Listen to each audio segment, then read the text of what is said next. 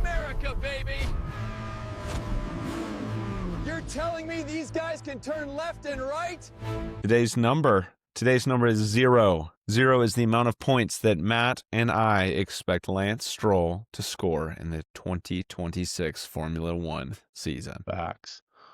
Welcome, beautiful people. We are here at the intro to F1 America. I'm alongside my boy Natty. Give me the claps. Give me the claps. Oh, Natty, we're here. We're doing the darn thing. Here we are. Give me the applause. I need it. I need the affirmation. Yes. Yes. Thank you. Thank you. We're sitting in front of a live audience. We managed to get 200 people in front of us for this podcast. Might get 0 views. Probably will get 0 views. Likely that it will get 0 views. But here we are, man. We like just talking about F1. White guys starting their new podcast right off the gate. Just being another number here. Hey, if there's one thing that the world needed, it is 2 more talking heads on a screen or in earphones that are white dudes talking about a sport. And so here we are, supplying the demand. Natty, let's talk to me. Why are we even doing this? Oh, man. Well, I feel like, as I've talked to some other folks, we already just are the only friends that we have really that are interested in F1. I feel like most of my friends love college football. I love college ball. Don't get me wrong. Yeah. Love college ball. Love NFL. College ball is better than NFL. That's my hot take. Roast me in the comments. College ball is actually broken right now, though, so maybe that's backwards. But there's so much interest in other sports. But Matt, I feel like you are my friend that is also interested in F1. Most everyone else who I'm around is very confused why I wake up at 6 a.m. on Sunday morning to stare at my phone watching a race. And we already talk about the race, talk about the season. We're riffing back and forth all the time, so we figured why not chat about some more. And I think really it's such a growing sport in the U.S. Sure. Drive to Survive was crazy big for the sport. I feel like that's what everyone I talk to references F1. And yeah, I think we want to talk about the sport that we really love, making it simple, making someone who might be watching a race for the first time or hearing about the sport. We love it, and we think everyone should love it. We think it's exciting and so strange and amazing, but we're hoping to talk about it more in a way that is a good on-ramp for an American audience. So yeah, this is our official takeover of NASCAR. Dude, I agree. Especially when you actually get into Formula One, you realize how sick the sport actually is. It's so dope. And it's been so delayed as far as picking up in the States, but after getting the Miami Grand Prix, Las Vegas Grand Prix here, getting races back in the States, I feel like when Miami first came in, everyone kind of figured it'd be like a US version of Monaco. And then as soon as people started to realize how sick the sport actually was, I mean, Austin started getting packed. Vegas, won't talk about the actual racing there yet, but as far as a venue, is absolutely sick. It's pretty and crazy. Like you said, there are only a few people that can actually talk Formula One with that actually understand the sport in general, that it's not just a bunch of left turns. But yes. Yeah, but it is so fun, and it's growing, and it's so confusing because F1, I think, on the most simple of terms, everyone can understand it. It is another car race. But then when you start to peel back the layers a little bit, there's so many like nuanced rules and the way that the season changes and engineering, and it's not a stock car race where everyone has the same setup. And track to track and driver championship and constructors championships. And maybe you're listening to this and you have no idea what any of those words mean. Our hope is that we would expand on that, elaborate on it, and really take people through this upcoming season is our goal. We just finished the last 2025 season, but we kind of want to take y'all along, in y'all being the 3 people who listen to this, mainly our wives and our friend Davey. We would want to take you guys along the journey and really elaborate on what's going on and maybe shed some light on the sport. Yeah, that we just love a ton. And that's a good point, is all the people who we talk to have no idea about this sport. obviously our love started someplace, and both of us fell in love with Formula One at a certain point. Where Totally. did that start for you? Oh, for me, it's so weird. I remember being in middle school, and you know how there's like those weird channels at the TV? It's like around channel 60, you get to like Animal Planet, and then it's like what's that weird channel with like Fear Factor on it? Spike TV. Yes, It was like Spike yes. T. Yeah, it was like Animal We just Planet, lost all the Spike. 2000s and older, No, or yeah. No one remembers this who's born after 2000. But it's like there's Spike TV, and then there were like these obscure sport channels. And I'm like in middle school. I just remember like probably one late Saturday evening, just kind of scrolling TV by myself, just being bored. And I came across an F1 race, and this was back when it was Sebastian Vettel and Mark Webber, who are two oh yeah. old drivers now, both since retired, but they were driving for Red Bull, and I just started watching and was so enthralled by the racing, and just all of a sudden, as a weird middle schooler, I just decided this is my thing. I'm gonna like this thing now, and I'm gonna learn about it, and I'm gonna like keep track of all the drivers and yada yada yada.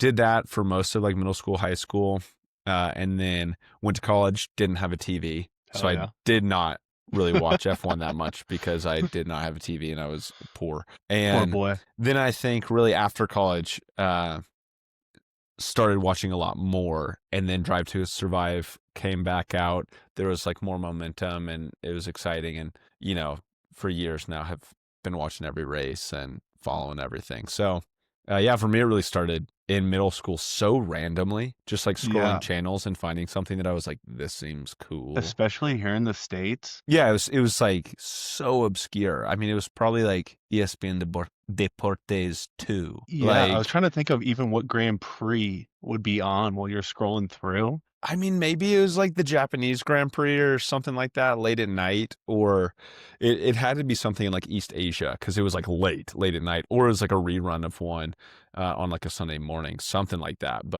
yeah, I would just start recording races on the TiVo and would run them back. What about you? When did that start? Dude, so I actually jumped into it probably end of 2019, 2020.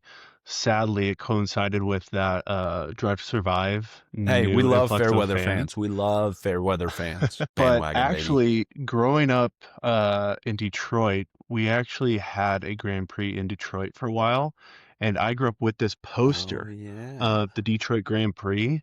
Honestly, had no idea what it That's was. crazy. Yeah. And then I Huh. moved to Southeast Asia for a hot minute and lived in Kuala Lumpur and made a 8-hour bus ride down to Singapore to go see one of my buddies. And they were setting up for the Singapore Grand Prix, and it was a circus. And I Huh. was trying to figure out what the heck was going on.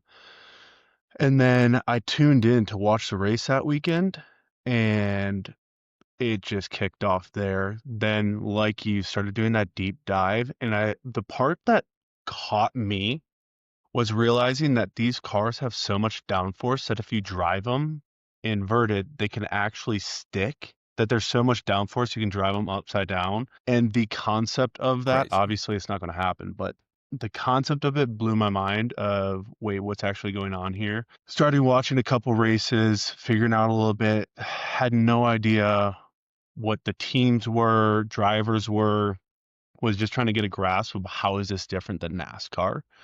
Okay. Um, and then picked up the Drive to Survive show, and honestly, dude, they did such a good job of reeling in new fans, especially here in the States, of a Yeah. way to break down what's actually happening in Formula One, the strategies, the drivers, the clout that comes with the whole sport, just globally. Um, it's it's so sick. And then just from that continual watching and then picking up the next year, and I think it was that post 2020 is really when the Verstappen Hamilton rivalry started kicking off. So fun. And what a perfect time to jump So into. fun. I mean, yeah, I had one friend watch his first F1 race, and it was uh it was Dubai. No, it was, I guess, Qatar or wherever. No, it was Dubai in the last race of the season when it came down to whoever won, Max and Hamilton. What was that, 20? Was that 2020? Yeah, it was 2020. And, then the crazy last lap antics of Max overtaking Lewis. And that was my buddy's first race. And I was like, well, you just enjoyed the most exciting moment in F1 history. And the most controversial. Yes, just psycho. Wait, going back to the Detroit thing, because I did not even realize one thing. The Detroit Grand Prix in the 80s, from 82 to 88, it was a street circuit, which is crazy. Back when there wasn't potholes everywhere. Yeah, just insane. And I mean, I'm looking at some of the pictures of the course right now, and it looks so sick. So I think maybe Motor City, baby. Yeah, I feel like we should, if we ever do merch, maybe we do bring back Detroit Grand Prix. Hey. That's kind of, I think, our move. So that's sick. Okay, and hey, here's your trivia. Who was the person to win the most times at Detroit? Dude, I have no clue. Ayrton Senna. Senna? No, 3 in a row. Honestly, could have just guessed that one. Yeah, you should have just pulled that out. Yeah, no, it's interesting talking about, us being these kind of sporting black sheeps and liking this weird racing sport that is so obscure in the US. What is your wife's reaction to you loving this sport? Or do you kind of hide it from her? Or is she what does she think of the obsession? Honestly, it's just so similar to American football. Sick. Every Sunday, just getting ready. I think the part that she doesn't understand is when I tune in to practice sessions or qualifying, and she's not understanding why I'm wasting time watching not the race. But for the most part, I just go find a corner, throw up the F1 TV, and just tune in. And I will say, I am that person now where I will wake up at 11 p.m. or the 3 a.m. for Australia and just tune in because I want to watch it live or as live as I can. It's so sick. But that's also the nice part too, is with F1 TV, you can go back and watch it whenever you want to. So I just have to avoid social media at all costs before the race kicks in. Yeah. Well, and the fun thing too is now I feel like my hope is that in talking about F1 more, that more people would just be interested, hear more about the sport, get more invested. And then it's cool because now people don't have to pay for an F1 TV subscription because it's coming to Apple TV. Huge. And most everyone has Apple TV. I feel like now, especially if you have T-Mobile, go T-Mobile, free Apple TV. Not sponsored. Yeah, not sponsored yet. Please. For the love of God, get their phones, get Apple TV, watch F1. And that's so sick, though, because now we can literally watch it anywhere, and we don't have to both share an F1 TV account anymore. I just feel like and I am not a footy follower by any means, but kind of, I see it similar to being the Premier League, partnering with Peacock and getting access of all of my friends who are just so entwined in Premier League. That partnership with Peacock made it so much more available for them to stay up to date with their team. Yes. Yeah, for and sure. I feel like the Apple TV deal is just going to be huge to access the sport and watch it. Which also brings me to a question, Natty. There are thousands of podcasts. Hundreds are probably on Formula One. What do you see that's going to make this podcast different? Why should people listen to this one rather than the other 100,000 of F1 podcasts? Dude, I mean, mainly just your sultry voice. I don't know. Who wouldn't want to tune in to see your bigote? Look at that. You just rubbed it without me saying. You knew it, dude. You got that freaking mustache and everything. I don't know, man. I think a lot of people who are doing F1 podcasts or talking about F1 are pretty in the weeds, in my opinion, which we like. I mean, I think you and I really appreciate P1 pod and then or the YouTube channel, the race, all of these platforms that are talking about F1 and doing it in a way that's getting really into the weeds, into the nitty gritty, talking about engineering, things that are we're nerding out on. Yeah, we enjoy. The average starter is going to be like, what the heck is ERS? I think about my wife when, we just went to the Mexico City Grand Prix and we're sitting in the stadium. It's so cool, like seeing cars come through. But she's asking all of these questions of just like, okay, who is that? Who is that? Why are there two cars? Like, are they teammates? Like, are they like what? Are they racing against one another? Are they trying to help one another out? There's just more basic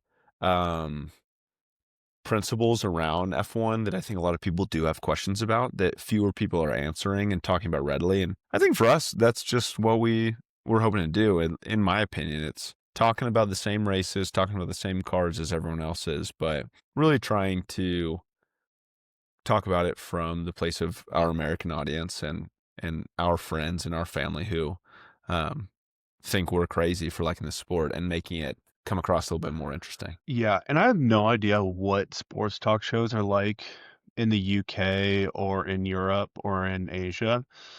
But I just noticed with our sports talk shows on ESPN, your standard sports talk shows, they're always so serious too. So It's like serious. both of us fell in love with the McAfee show, Oh partly yeah. because it's so lighthearted. They just love ball and they're not afraid to just joke around. Yeah. And I feel like We're that's just what's trying to missing. chill.